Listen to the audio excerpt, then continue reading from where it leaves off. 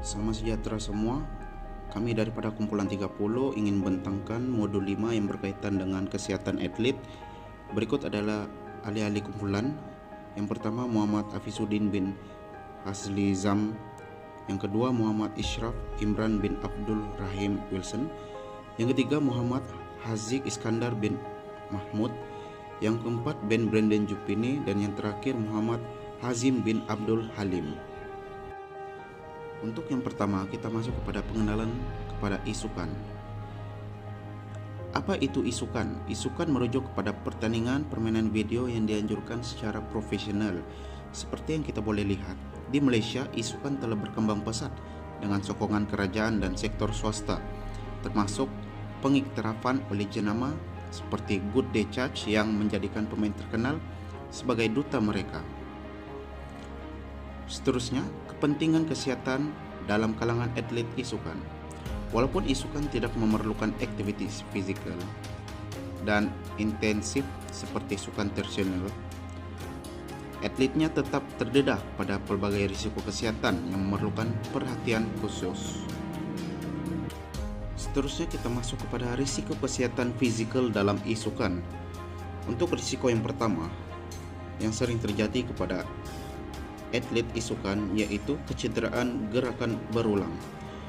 Atlet isukan sering mengalami kecederaan seperti sindrom carpal tunnel dan stenosis akibat pergerakan berulang semasa bermain. Untuk risiko yang kedua, masalah muskuloskeletal, yang dimana postur duduk yang tidak betul boleh menyebabkan sakit pinggang, leher, dan bahu. Sakit pinggang adalah antara masalah yang paling biasa dialami oleh pemain dari semua peringkat.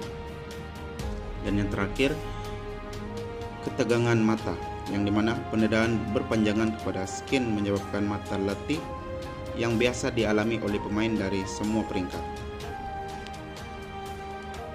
Sekarang kita masuk kepada risiko kesehatan mental dalam isukan. Terdapat dua risiko kesehatan mental. Yang pertama, tekanan dan kebimbangan, yang dimana persaingan yang tinggi dan jadwal latihan yang ketat yang diberikan kepada atlet isukan boleh menyebabkan tekanan dan kebimbangan dalam kalangan atlet isukan. Untuk risiko kesehatan mental yang kedua, ketagihan permainan video, yang dimana penglibatan berlebihan dalam permainan video boleh membawa kepada ketagihan yang diiktiraf sebagai masalah kesehatan mental oleh Pertubuhan Kesehatan Sedunia. Oleh hal yang demikian, atlet isukan perlulah mengamalkan gaya hidup yang sehat untuk memastikan mereka sentiasa cergas dalam melakukan aktiviti mereka.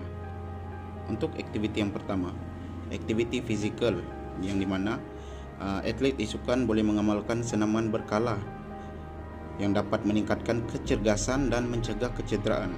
Program berstruktur dan realistik penting bagi meningkatkan kesehatan dan kecergasan fisikal atlet isukan.